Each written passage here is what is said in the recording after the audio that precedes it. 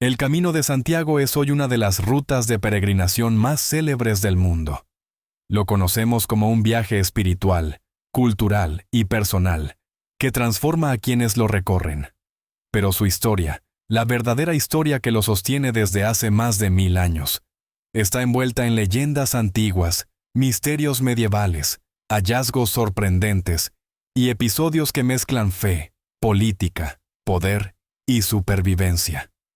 Lo que hoy es un camino transitado por cientos de miles de personas de todas las edades y culturas, nació en un remoto rincón del noroeste de la península ibérica y se convirtió, con el paso de los siglos, en uno de los pilares espirituales y culturales de Europa. Este es el relato de cómo surgió, cómo se expandió y cómo se transformó en lo que es hoy.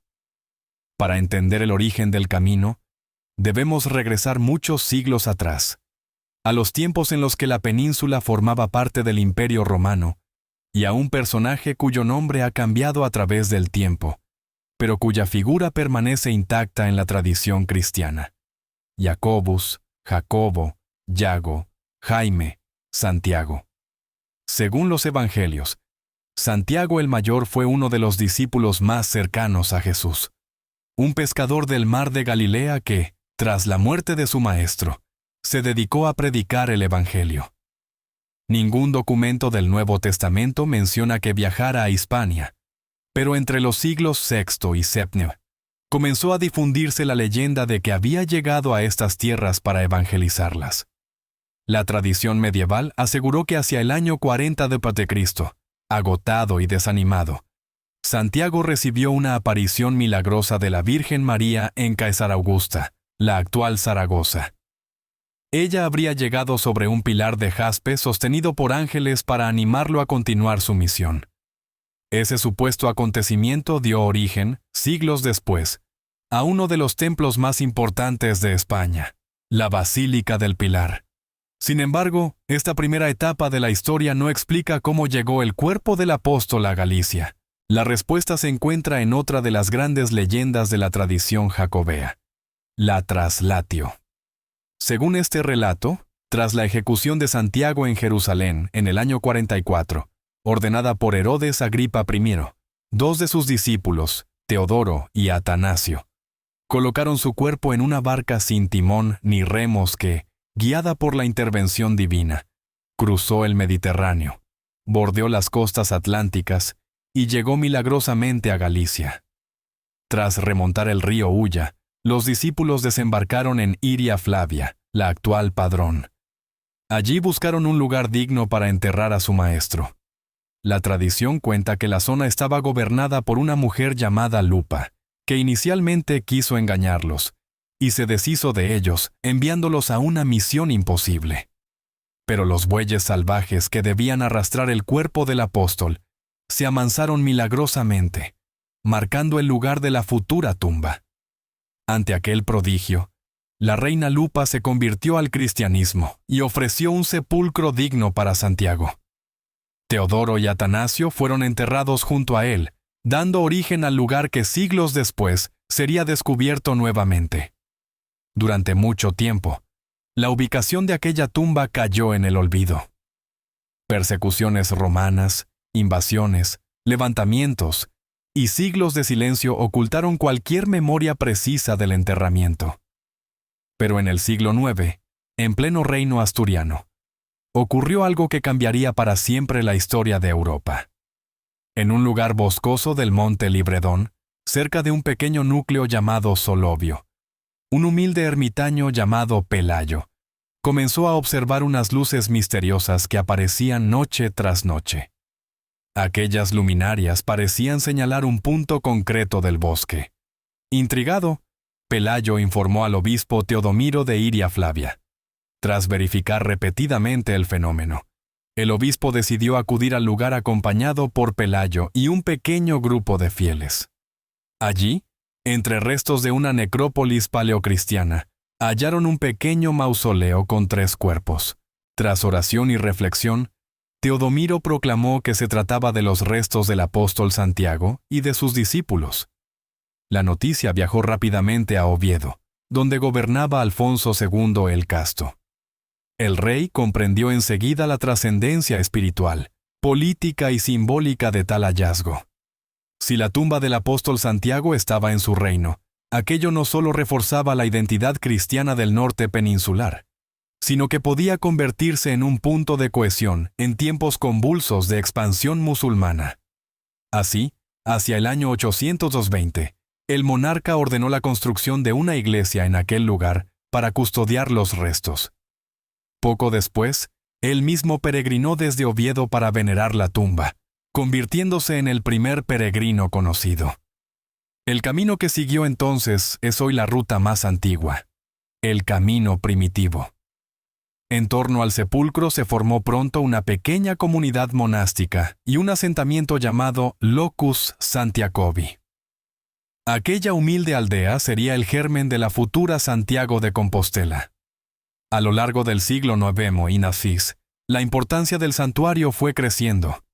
Alfonso III el Magno mandó ampliar el templo, y siglos después, en el XI, el obispo Diego Peláez impulsó la construcción de una gran basílica románica, origen del imponente templo que hoy domina la ciudad. Fue también en estos siglos cuando la figura de Santiago se convirtió en un símbolo militar de los reinos cristianos. En un contexto donde las fronteras entre religión y política eran inseparables, surgió la leyenda de la batalla de Clavijo. Según ese relato, sin respaldo histórico pero con un enorme impacto cultural, el apóstol habría aparecido montado en un caballo blanco para ayudar al rey Ramiro I a derrotar a los musulmanes. Así nació la imagen de Santiago Matamoros, representación que acompañó durante siglos la iconografía cristiana peninsular. A medida que crecía el prestigio del santuario, aumentaba también el número de peregrinos. En los primeros tiempos, quienes venían de Europa seguían rutas costeras relativamente seguras, como el Camino del Norte. Más tarde, cuando los reinos cristianos avanzaron hacia el sur, se consolidó una vía más interior, una antigua calzada romana que conectaba Astorga con Burdeos, origen del futuro camino francés. Esta ruta se convertiría en la columna vertebral de la peregrinación medieval. A ella se sumaron itinerarios desde Barcelona, la Vía de la Plata desde Sevilla, los caminos portugueses y las grandes rutas que atravesaban Francia, la Vía Turonensis, la Lemovicensis, la Podiensis y la Tolosana, todas convergiendo en los Pirineos para llegar a Compostela. Durante los siglos XI al XIII, el camino vivió su apogeo. Europa era profundamente devota de las reliquias, y Compostela se convirtió en un destino de primer orden, comparable a Roma y Jerusalén. Miles de peregrinos cruzaban montañas, bosques, ríos y fronteras atraídos por la fe, la esperanza de obtener indulgencias, la búsqueda de perdón o por simple deseo de aventura. En muchas regiones se imponía incluso la peregrinación como penitencia judicial. También llegaron cruzados, nobles, reyes y clérigos de todo el continente. La presencia masiva de peregrinos impulsó la construcción de hospitales, puentes, monasterios, albergues y villas, transformando profundamente las tierras que atravesaban. Allí surgieron los barrios de francos, zonas pobladas por artesanos extranjeros que atendían a viajeros y revitalizaban la economía local. Para guiar a los peregrinos medievales, se creó el Liber Peregrinationis, el famoso libro quinto del Códice Calixtino, considerado la primera guía turística de Europa. Describía etapas, refugios, monasterios, fuentes, ríos, peligros y particularidades de cada región. El camino se convirtió en un espacio de intercambio cultural, lingüístico, artístico y comercial sin precedentes. Sin embargo, la historia del camino no fue siempre de prosperidad. A partir del siglo XVI, la expansión del protestantismo, muy crítico con el culto a las reliquias, provocó un descenso notable de peregrinos. A ello se sumaron guerras, crisis, epidemias y el peligro creciente de bandidos y falsos peregrinos. Muchos albergues cerraron, se exigieron credenciales estrictas y el camino entró en una profunda decadencia. Tampoco ayudaron las guerras napoleónicas ni la inestabilidad posterior. Durante siglos, la ruta estuvo a punto de desaparecer por completo. En paralelo, la historia de las reliquias vivió episodios sorprendentes. En el año 997, ante la inminencia de un ataque de Almanzor, los custodios del santuario trasladaron secretamente los restos del apóstol para protegerlos. En 1589, temiendo un ataque de Francis Drake, volvieron a ocultarlos en un lugar secreto dentro de la catedral. Con el paso del tiempo, su ubicación exacta se olvidó, y las reliquias permanecieron perdidas durante casi 300 años. No fue hasta 1879 cuando, tras una exhaustiva investigación, se hallaron nuevamente y fueron autenticadas oficialmente por el Papa León XIII en 1884.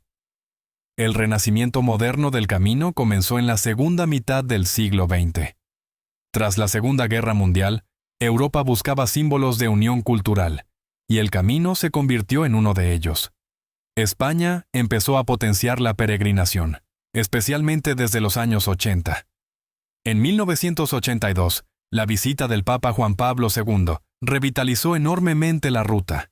En 1985, Santiago de Compostela fue declarada Ciudad Patrimonio de la Humanidad.